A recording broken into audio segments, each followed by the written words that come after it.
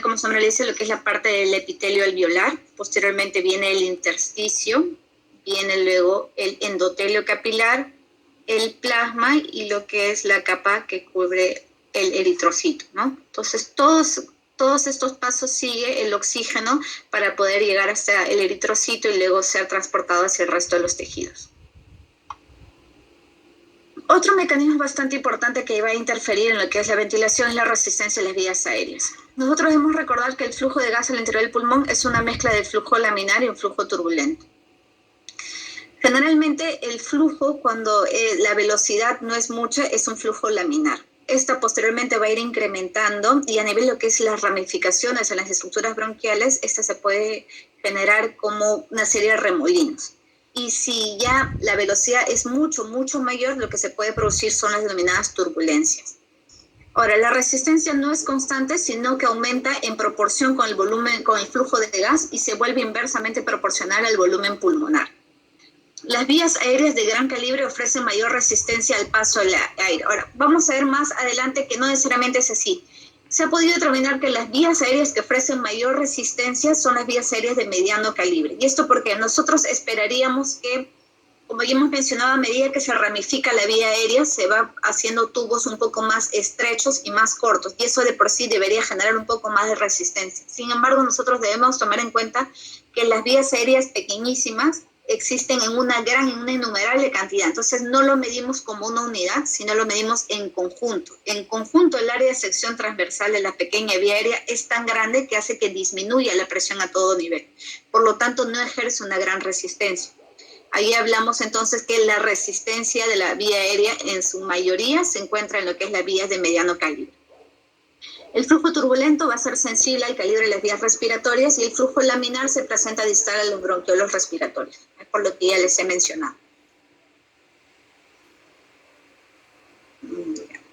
Estos son los diversos patrones de flujo aéreo que nosotros vamos a encontrar. Podemos ver un flujo laminar en la vía aérea pequeña, el flujo turbulento en la tráquea y bronquios, porque ingresa a gran velocidad. Es la puerta de entrada por donde ingresa el aire, es un tubo único que ingresa a gran velocidad y por eso se generan flujos turbulentos y podemos tener un flujo transicional entre un flujo laminar y con ciertos remolinos de aire y esto se va a producir sobre todo en las ramificaciones de la vía aérea.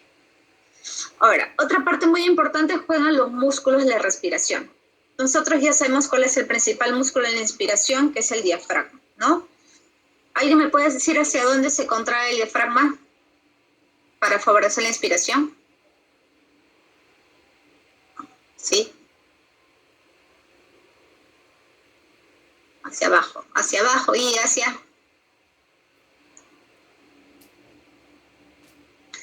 El principal músculo de la respiración es el diafragma y se contrae hacia abajo y hacia afuera, ¿ya? ¿Qué otros músculos van a ejercer su participación en lo que es la inspiración también? Están los músculos, también juegan un rol importante en los músculos intercostales externos, que se contraen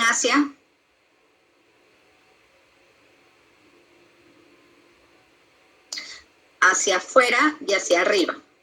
¿Ya? Entonces ustedes traten de dibujarlo mentalmente, ¿no? El diafragma, para que cree más espacio, tiene que ir hacia abajo y hacia afuera, y el intercostal, para que aumente el diámetro de la caja torácica, se tiene que contraer, elevarlo, jalarlo hacia afuera, ¿ya? Músculos accesorios, ¿cuáles serían? Serían el esternocleidomastoideo, ¿no? Y los escalenos, ¿sí? El esternocleidomastoideo que va a jalar el esternón y los escalenos que van a jalar los dos primeros arcos costales, ¿ya? Y también tenemos los músculos de la expiración, ¿no? Lo que refiere a músculos expiratorios, el diafragma es el principal músculo, es un músculo estriado de forma semejante a una cúpula y presenta orificios para la vena cava inferior, el esófago y la aorta. Va a ser inervado por el nervio frénico y es el encargado de mover en reposo las 2/3 partes, un 70% del volumen corriente. ¿Y qué es el volumen corriente? Es el volumen que nosotros manejamos en una respiración normal, lo que llamamos el volumen tidal, que es aproximadamente 500 mililitros. Ahí tenemos cómo es la estructura del diafragma, cuál es su fijación respecto a las otras estructuras que participan en la ventilación. Los músculos inspiratorios accesorios les he mencionado intercostales externos, serratos, escalenos y esternocleidomastoideo. Los músculos expiratorios. ¿Cuáles son los principales músculos expiratorios? Los principales músculos son los músculos que se encuentran en la pared abdominal, los rectos del abdomen, el el oblicuo interno, el oblicuo externo, ¿no? Y el transverso. Estos son los principales músculos y también juegan un rol accesorio los intercostales internos. Si los intercostales externos, para favorecer el aumento del diámetro anteroposterior del tórax, se van a contraer hacia arriba y hacia afuera, los intercostales internos se contraen hacia abajo y hacia adentro, ¿no? Para la expiración.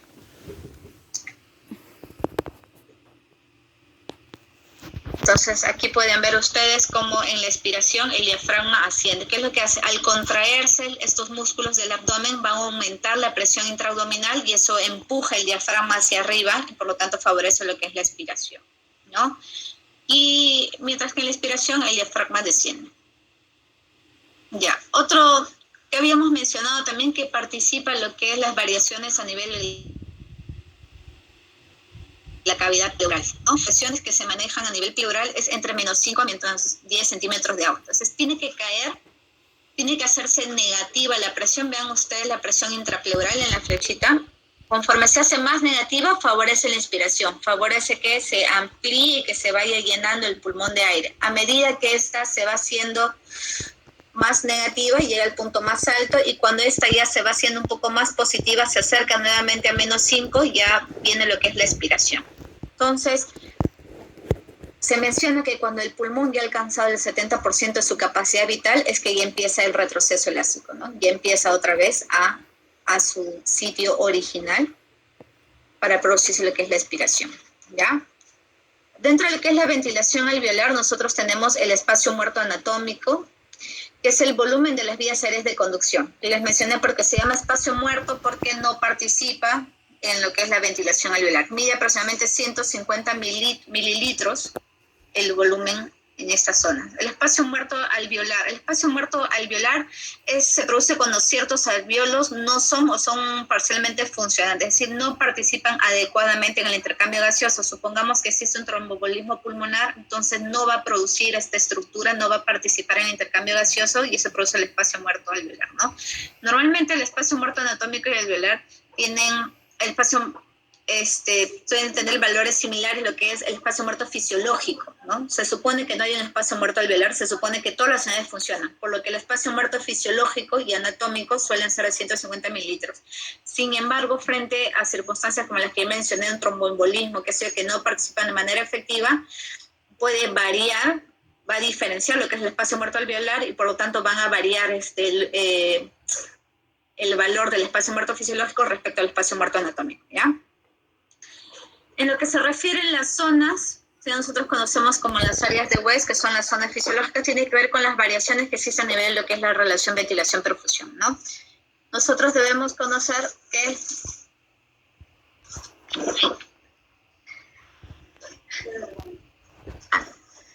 nosotros debemos saber que en lo que se refiere a la ventilación-perfusión, por gravedad la perfusión va a ser mucho mayor a nivel de lo que son las bases, mientras que la ventilación en sí va a ser mucho mayor a nivel de los ápices, ¿no?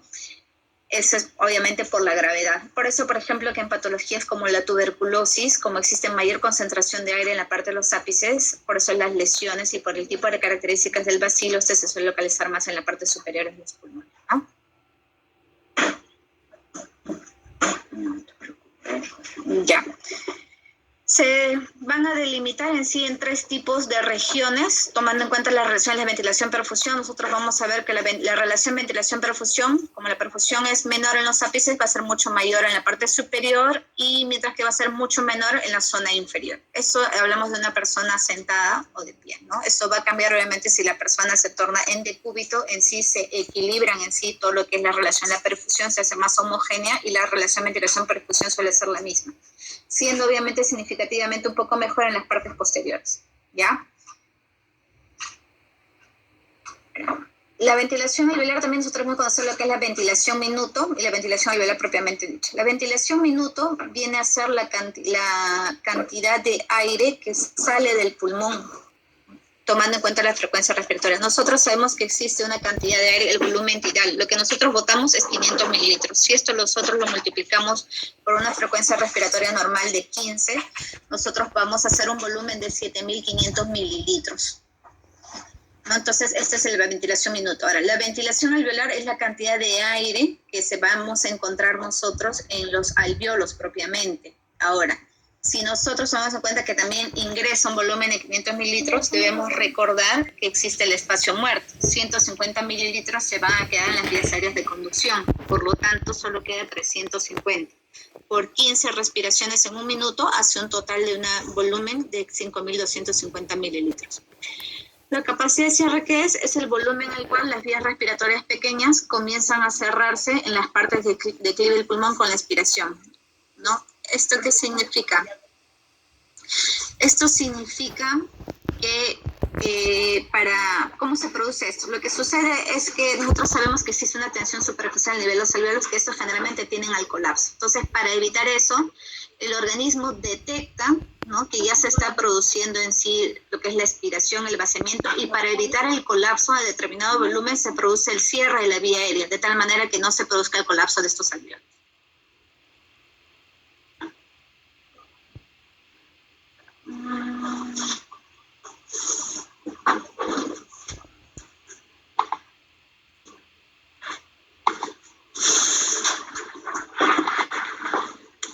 Ya. Ahora, el control nervioso de la respiración. El control nervioso de la respiración va a estar conformado por 3 niveles de procesamiento. Tenemos el control local, tenemos el control periférico y tenemos el control central. Lo que se refiere al control local, nosotros vamos a tener receptores de la mucosa de las vías aéreas, receptores de distensión, receptores dolorosos pleurales, vías colinérgicas y adrenérgicas. Tenemos controles periféricos también, que son quimiorreceptores que van a detectar ciertas variaciones que pudieran haber a nivel aórtico y carotidio, y tenemos un control central, que son los centros bulboprotuberanciales que ya les mencioné, y la corteza cerebral. El árbol bronquial dispone de receptores cuyas fibras aferentes viajan con el nervio vago. Tenemos los receptores de distensión, que van a producir reflejo Herring-Breuer, receptores de irritación laríngea, traqueal y bronquial, y fibras bronquiales. También tenemos los receptores dolorosos de la pleura parietal, vasos sanguíneos y la pared de la vía aérea, cuyas fibras aferentes van a depender de los nervios intercostales. Entonces, todas estas estructuras van a intervenir en lo que es el proceso de la respiración. Va a intervenir la pleura parietal y la pleura visceral. Nosotros debemos recordar que la pleura visceral en sí no tiene inervación, ¿no? No duele, origina reflejo de tos al irritarse, ¿ya? La pleura parietal sí duele por recibir sensibilidad de los nervios intercostales.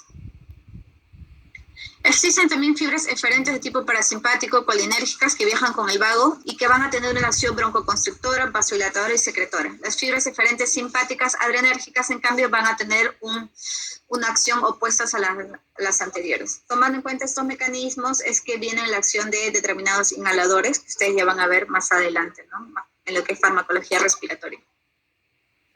Respecto a los quimiorreceptores, habíamos hablado que existen quimiorreceptores periféricos que están localizados a nivel de la aorta y la bifurcación carotidia. Estos lo que van a hacer es van a actuar frente a variaciones locales de pH, variaciones en la presión parcial de oxígeno y la presión parcial del CO2. Los quimiorreceptores centrales van a responder a las variaciones del pH y del CO2 y se van a localizar cerca de los centros respiratorios que ya mencionaba al inicio de la clase. ¿Ya? Esta es la distribución, cómo van a estar localizados a nivel del cuerpo carotidio, a nivel del callado de la aorta también. Y tenemos receptores de estiramiento a nivel de lo que es el parénquima pulmonar.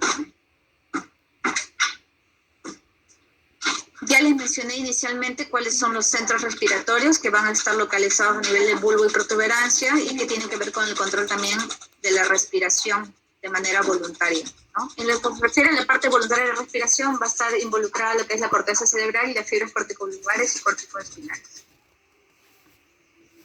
Ahora, los volúmenes y las capacidades pulmonares. Nosotros ya les he mencionado el volumen corriente, ¿no? Es lo que uno inhala y exhala en una respiración normal sin hacer un esfuerzo físico. Tenemos el volumen de reserva inspiratorio, el volumen de reserva expiratorio y el volumen residual. La capacidad pulmonar tenemos la total, la vital, la inspiratoria y la residual, y va a depender de las distintas combinaciones que hayan de las sumatorias de estos volúmenes. Ya les he mencionado, tenemos el volumen corriente, ya. El volumen, generalmente, la mayoría de estos volúmenes, a excepción del volumen residual, la capacidad residual funcional y la total, pueden ser medidos en espirometría, ¿no? Lo que no podemos medir por espirometría es la capacidad pulmonar total, porque nosotros no podemos medir el volumen residual. ¿Qué es el volumen residual? El volumen residual es la cantidad de aire que se va a quedar dentro de los alvéolos a fin de evitar el colapso, ¿no? Ahora, el volumen corriente es de 500 mililitros. La cantidad de aire que se produce después de una inspiración máxima, ¿no? Inspiración más nosotros llamamos como la capacidad inspiratoria. La capacidad inspiratoria viene a ser la suma del volumen de reserva inspiratorio y del volumen corriente, ¿ya? La capacidad residual funcional, en cambio, es lo que queda después de una expiración máxima. Es el volumen de reserva inspiratorio y el volumen residual. La capacidad pulmonar total viene a ser la sumatoria de todos los volúmenes que ya les he mencionado. Estos son los volúmenes aproximadamente que hay en una persona normal. Supongamos que midiera 1,70 m, pesa 70 kilos, una persona joven. Estos son los volúmenes que nosotros podemos encontrar, ¿no? Tenemos que tomar en cuenta que eso, conforme pasa la edad, todo puede ir variando, o también algunas circunstancias particulares.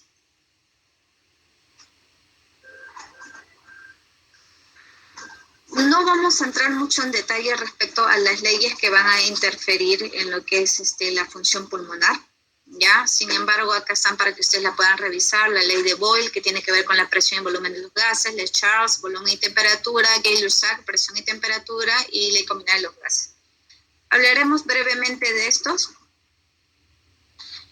El estado de un gas. El estado de un gas se determina por su presión, su volumen y su temperatura, ¿no? La fórmula que va a determinar en sí la relación entre la presión, volumen y la temperatura es esta que ustedes pueden ver acá.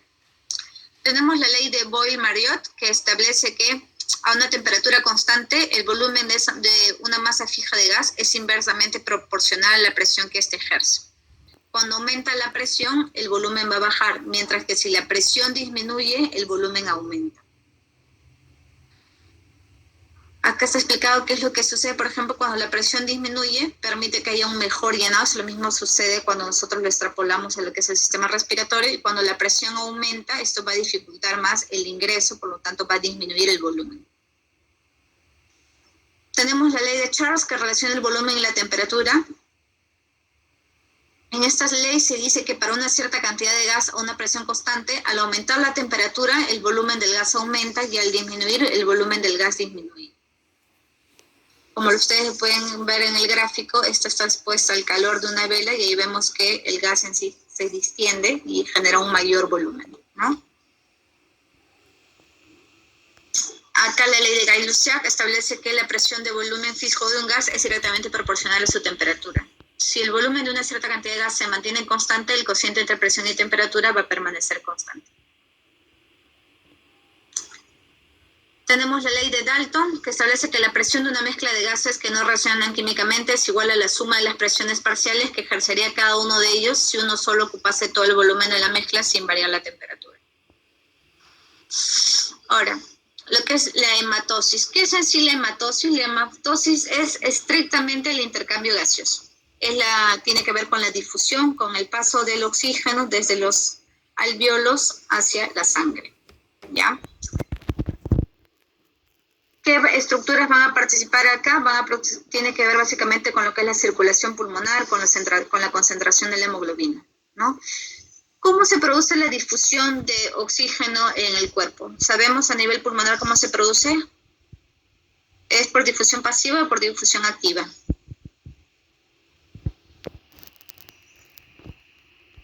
Pasiva, ¿no? Exactamente, David. Entonces, viene de una zona de mayor concentración, ¿no? Que está afuera, hacia una zona de menor concentración, ingresa por una difusión pasiva, ¿ya? Entonces, en la sangre venosa vamos a ver nosotros que la concentración de oxígeno que existe al inicio del capilar, en la parte inicial, antes de que ingrese, para lo que es el intercambio gaseoso, es de 40 milímetros de mercurio. Sin embargo, a través de la difusión, llega a alcanzar concentraciones rápidamente. Pasado ya 3/4 de segundo, una vez que ya participó el intercambio gaseoso, la concentración de oxígeno se eleva hasta alcanzar valores de 100 milímetros de mercurio, ¿ya? ¿Y esto por qué va a estar determinada la difusión? Esta es una ley muy importante que tiene que ver con esa capacidad de difusión, que es la ley de Fick, en la que menciona que la difusión de un gas va a estar limitada por la extensión de superficie, no va a ser favorecida por la extensión de superficie, y va a ser inversamente proporcional al grosor. ¿no? En todo caso, entonces si la barrera hematogaseosa fuera muy gruesa, se va a ver limitada la difusión de un gas. Ahora, ustedes deben saber que la superficie de la barrera hematogaseosa es una superficie bastante amplia. Si nosotros la estirásemos, daría una longitud aproximada de entre 50 a 100 metros cuadrados. Y el grosor es un grosor muy pequeño, es un grosor de 0.3 micras. Es por esto que el oxígeno tiene gran facilidad para que en poco cantidad de tiempo, como ya hemos visto, la sangre que no está oxigenada que llega, está en una concentración de 40 milímetros de mercurio y rápidamente se eleva por ese mecanismo de difusión a 100 milímetros de mercurio, ¿no? Sin embargo, si hay una alteración en la superficie, por ejemplo, si se rompe esta unidad, estas estructuras que participan en la barrera hematogaseosa, por ejemplo, en el enfisema, lo que se va a producir, no va a haber una adecuada ventilación, ¿no? Hay una alteración en la difusión. Asimismo, si se pone grueso, como sucede en la fibrosis, que hay engrosamiento, tampoco se va a producir una adecuada difusión. Entonces, ahí la importancia de la barrera hematogaseosa. Entonces, la difusión de los gases a través de líquidos y membranas va a estar relacionada a la solubilidad del gas, que también es muy importante, al coeficiente de difusión del gas, al área transversal del líquido de la membrana, al peso molecular del gas, a la temperatura del líquido, al espesor de la membrana que ya mencioné, a la capa líquida, a la distancia recorrida, a la gradiente de presión y a la liposolubilidad. Todos estos factores van a intervenir en lo que es la difusión de los gases a través de una membrana. La hematosis, entonces, es el proceso de intercambio gaseoso que existe entre el ambiente exterior y la sangre. La finalidad es la fijación de oxígeno y la eliminación de dióxido de carbono durante la respiración. En todos los organismos se produce por difusión simple, es decir, a favor del gradiente de presión parcial y sin gasto energético. Esto también es un poco lo que les he mencionado ya anteriormente. Y acá también, esto van a ver lo que ocurre a nivel del alveolo. Esa es la circulación venosa, cómo varían las presiones una vez que la sangre participa en el intercambio gaseoso, cómo mejora en sí las concentraciones a nivel de lo que es las presiones parciales y cómo cae también parcialmente conforme es repartida en el resto de tejidos hasta llegar a lo que es la célula, ¿no? Estas son las presiones parciales de los gases cuando entran y salen de los pulmones. ¿Cuáles las concentraciones que van a haber? El aire atmosférico en el aire alveolar. ¿Por qué baja un poco el aire atmosférico respecto al aire alveolar? Porque nosotros tenemos que tomar en cuenta que se humidifica también, ¿no? Entonces, existe una forma también que es para calcular la concentración que tiene que ver, pero no nos vamos a complicar mucho, ¿ya? Pero hay que tomar en cuenta que no es lo mismo tomar en cuenta la presión barométrica. Veamos que esto va a influenciar porque hay que restarle los 47 centímetros de agua porque ya si hay una humidificación y eso altera también la concentración del oxígeno, ¿ya? Ahora, este es cómo se ve la concentración en sí, la presión parcial de oxígeno del extremo arterial capilar hacia el extremo venoso capilar, como ya les he mencionado, ¿no? Cómo oscila y cómo esto sucede en un poco transcurso de tiempo.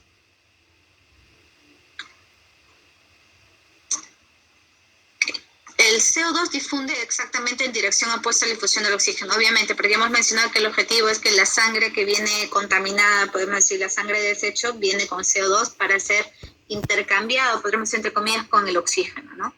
El CO2 tiene la característica que puede difundir 20 veces más rápido que el oxígeno. Las diferencias de presiones para producir la difusión de CO2 son mucho menores con respecto a las presiones del oxígeno. Habíamos hablado que van a ser elementos importantes el control nervioso, ¿no? Habíamos hablado de lo que es la ventilación propiamente, la barrera hematogaseosa y también viene a ser importante la perfusión o circulación pulmonar, ¿no? Por ejemplo, si nosotros tenemos pacientes que están con un shock hipovolémico, vamos a tener también insuficiencia respiratoria, sí podemos llegar a tener. ¿Por qué? Porque no hay suficiente cantidad de sangre, no hay suficiente cantidad de hemoglobina que va a servir para la transferencia del oxígeno y eso puede llevar a la insuficiencia respiratoria, ¿no? Entonces, la perfusión o circulación pulmonar es otro rol fundamental también. Consiste en el flujo de sangre venoso a través de la circulación pulmonar hasta los capilares y el retorno de sangre oxigenada al corazón izquierdo a través de las venas pulmonares, ¿no? Ahora, la circulación pulmonar es una circulación bastante compleja. Es un circuito de alto flujo y tiene una baja resistencia. ¿Por qué? Porque se va a ir subdividiendo, así como se ramifica también las estructuras bronquiales, y tiene una extensión bastante amplia, ¿no? Que se reparten finalmente entre capilares, entre los espacios alveolares, y es tal la cantidad, lo que pasa es que están enrollados, pero la superficie es tan amplia que eso hace que la presión finalmente disminuya y tiene una gran capacidad de reserva. Esto favorece el intercambio gaseoso, evita el paso de fluidos al intersticio y favorece la función ventricular derecha con un bajo gasto energético, ¿no? Entonces, lo que ya mencioné, se supone que a mayor, cuando las vías se hacen más pequeñas, de menor calibre, debería haber una mayor resistencia. Sin embargo, tomando en cuenta que tiene una superficie muy amplia de distribución, esto no sucede y es una vía en sí de baja resistencia, lo que es la circulación pulmonar. ¿Ya? Esto es comparando la presión arterial media a nivel de lo que es la arteria pulmonar, es de 15 milímetros de mercurio, comparando con la presión arterial sistémica a nivel de la aorta, que es de 100 milímetros de mercurio, ¿no? Es un circuito que maneja presiones bajas, que tiene bajas resistencias.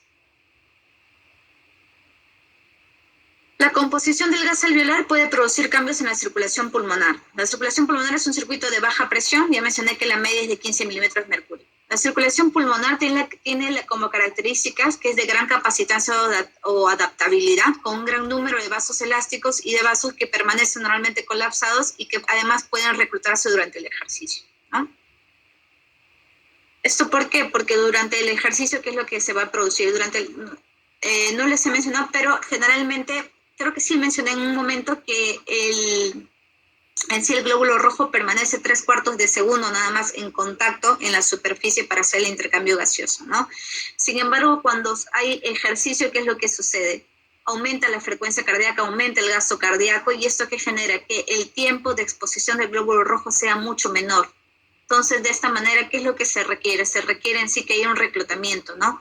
Que a nivel de los capilares se produzcan ciertas modificaciones que permitan reclutar aquellos vasos que en sí no están correctamente funcionando, que en situaciones normales manejan muy bajas presiones, de tal manera que estos puedan lograr adaptarse a la situación y mejorar la circulación pulmonar de tal manera que se favorezca o contribuya a una buena captación de oxígeno en estas situaciones. Las arterias pulmonares están solo parcialmente muscularizadas, son más delgadas y poseen más tejido elástico, por lo que tienen baja resistencia a la perfusión. La red capilar alveolar, la sangre fluye de forma casi laminar con baja resistencia, facilitando el intercambio gaseoso. Y entonces tienen poco contenido de músculo liso en sí, las estructuras que tienen que ver con la circulación pulmonar.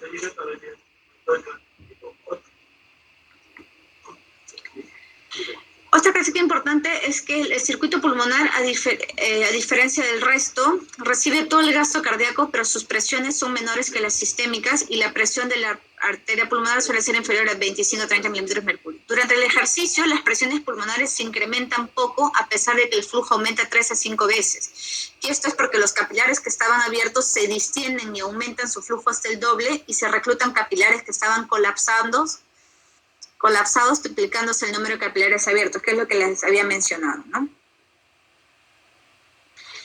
El flujo sanguíneo pulmonar va a ser mayor en las zonas dorsales y basales, y esto está relacionado con las presiones intraalveolares según las zonas de West. Entonces, cerca del ápex, en la zona 1, la presión alveolar es mayor que la arterial y la venosa, y la mayoría de los vasos alveolares van a estar cerrados, manteniendo su flujo solo durante la sístole. En la zona media, zona 2, la presión alveolar va a ser mayor que la presión venosa y menor que la presión arterial. Y el flujo va a depender de la diferencia entre la presión arterial y entre la presión alveolar. En la porción inferior, en cambio, ¿qué es lo que va a suceder? La presión alveolar es menor que la presión arterial y venosa, y los vasos van a estar siempre abiertos y el flujo sanguíneo es mayor. En lo que se refiere a la relación entre la ventilación y perfusión, nosotros vamos a ver que el cociente global de ventilación-perfusión viene a ser la ventilación alveolar total dividida sobre la perfusión representada por el gasto cardíaco que llega al pulmón. Estas relaciones locales de ventilación-perfusión van a ser las que realmente van a determinar las presiones alveolares y sanguíneas del oxígeno y el CO2. En bipedestación, la distribución de la ventilación y la perfusión no son homogéneas, surgen las zonas de West. Yo les había mencionado que esto cambia totalmente cuando la persona está totalmente en decúbito dorsal, ¿no? Se homogeniza en sí la distribución del flujo sanguíneo y por lo tanto varía la relación ventilación-perfusión.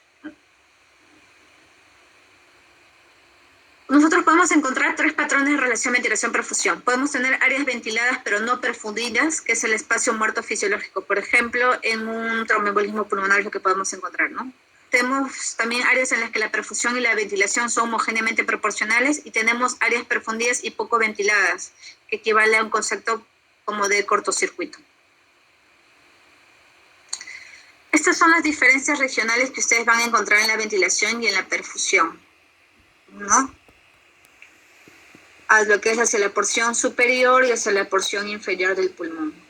Estas son cosas que ustedes es bueno que les conozcan. De todas maneras, no le voy a decir mucho porque yo sé que este tema es un poco pesado, pero es bueno que ustedes lo revisen posteriormente para que puedan entender más a detalle cuando tengan, cuando ya veamos la parte de patologías, ¿no? Como tromboembolismo o otras patologías que producen alteración de la ventilación-perfusión, que ahorita no vamos a hablar, no nos vamos a complicar, ¿ya? ¿Están ahí bien o desean un descanso?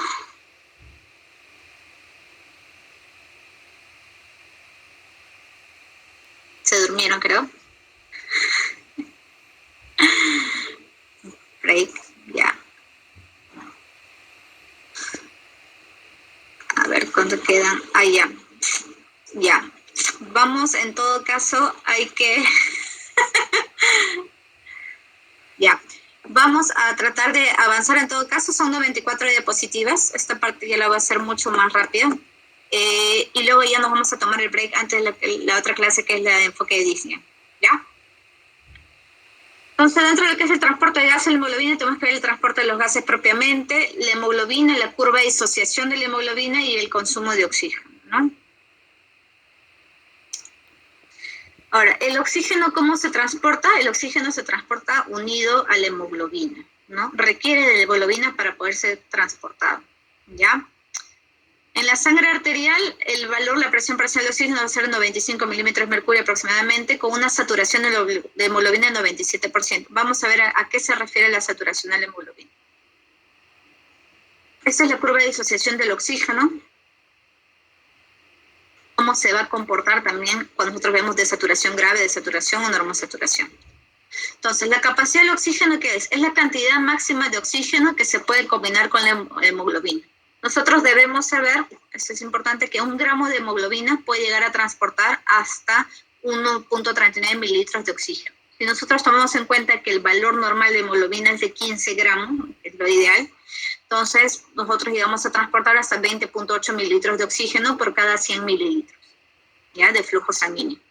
La saturación de oxígeno de hemoglobina tiene que ver con el porcentaje de lugares de unión disponible, o sea, que ofrecen sí la hemoglobina para que se pueda unir al oxígeno y que efectivamente lo tienen saturado, es decir, que ya tienen oxígeno fijado. A eso se refiere la saturación de la hemoglobina. Entonces, vamos a ver que a una presión arterial de oxígeno de aproximadamente 90 a 100, que es lo fisiológico, la normal, la saturación de la hemoglobina va a estar en 96, 97. Mientras que en una presión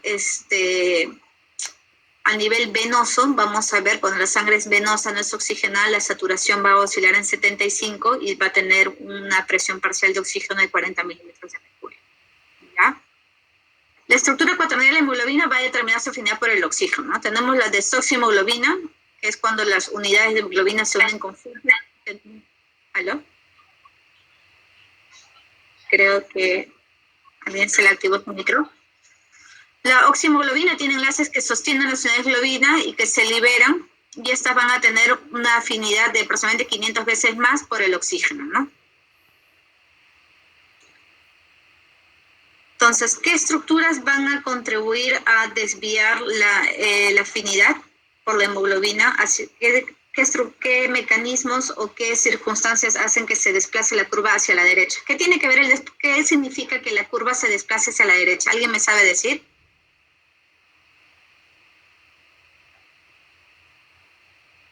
En sí, ¿qué significa? Porque la mayoría siempre lo aprendemos como que de memoria, ¿no? Pero lo que quiere decir básicamente todo esto, para que no se complique, lo que significa que se desvía hacia la derecha es la capacidad, lo que genera que se libere más, la capacidad que tiene la hemoglobina de liberar el oxígeno para que pueda ser transportado, ¿no? Entonces, ¿en qué circunstancias se va a desviar hacia la derecha? Va a haber mayor liberación del oxígeno. Por ejemplo, en situaciones de acidosis, cuando hay un pH bajo, Cuando se retiene CO2, ¿qué genera? Acidosis. Entonces, el aumento de la presión de CO2 también va a generar un pH bajo.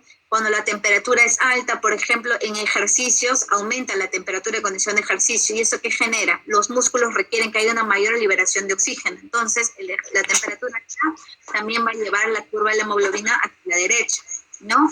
2.3 bisfosfoglicerato que tiene también con el metabolismo, con el consumo. Entonces, todas estas situaciones llevan generan la desviación a la derecha. Entonces, como esto es bastante complicado, es un poco denso, véanlo así, ¿no? Entonces, ¿qué circunstancias requieren que se libere con mayor facilidad oxígeno? Eso genera la desviación hacia la derecha, la curva del módulo. Entonces, son el pH bajo, la retención de acidosis, la retención de CO2, ustedes ya saben que produce acidosis, la temperatura alta, ya les mencioné, el consumo metabolismo alto, la concentración de 2.3 difosfoglicerato alto, ¿ya?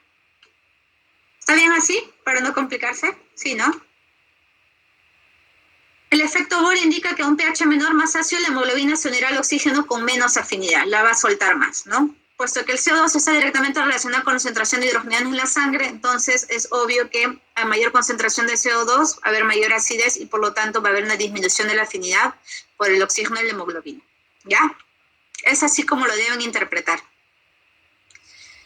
El monóxido de carbono se diferencia porque tiene una afinidad 240 veces superior que el oxígeno en sí a la hemoglobina. ¿Ya? Para una presión parcial de CO de 0.6 milímetros de mercurio, 75% de hemoglobina estará combinado con monóxido de carbono, es decir, va a desplazar al oxígeno. Entonces no va a haber oxígeno mucho para que pueda ser liberado.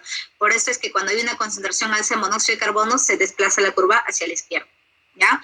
Pequeñas cantidades de monóxido de carbono tienen tanta afinidad que pueden unirse a una gran cantidad de hemoglobina en la sangre y de todas maneras desplazar rápidamente al oxígeno. El CO2 disuelto obedece a la ley de Henry, ¿no? El CO2 es 20 veces más soluble que el oxígeno también. Y 5 al 10% del gas que pasa a los pulmones de la sangre se va a encontrar disuelto, ¿ya? 90% de este gas se va a encontrar en el plasma bajo la forma de bicarbonato. Ahora, el efecto Haldane es una propiedad de la hemoglobina en donde la desoxigenación de la sangre incrementa la habilidad de la hemoglobina para aportar dióxido de carbono. A la inversa, la sangre oxigenada tiene una capacidad reducida para transportar CO2. Eso también no los vamos a complicar. Ahora, el consumo de oxígeno es un valor complejo en sí, que tiene que ver con la cantidad de oxígeno que es requerido para hacer las actividades. Esto va a estar determinado por el sexo, por la edad también, la superficie corporal. Obviamente las personas que tienen, que son sedentarias, que tienen sobrepeso, obesidad, van a requerir para hacer sus actividades desplazar quizás un mayor consumo de oxígeno. Va a depender también del ejercicio, de la gestación, por los cambios fisiológicos que existen, los cambios también que producen a nivel de lo que es la circulación, y cuadros donde se afecta la actividad metabólica como el hipertiroidismo y la sepsis, ¿no? Todo eso va a determinar que hay una variación en lo que es el consumo de oxígeno. El valor normal en reposo del consumo de oxígeno es de 3.5 mililitros por kilo por minuto.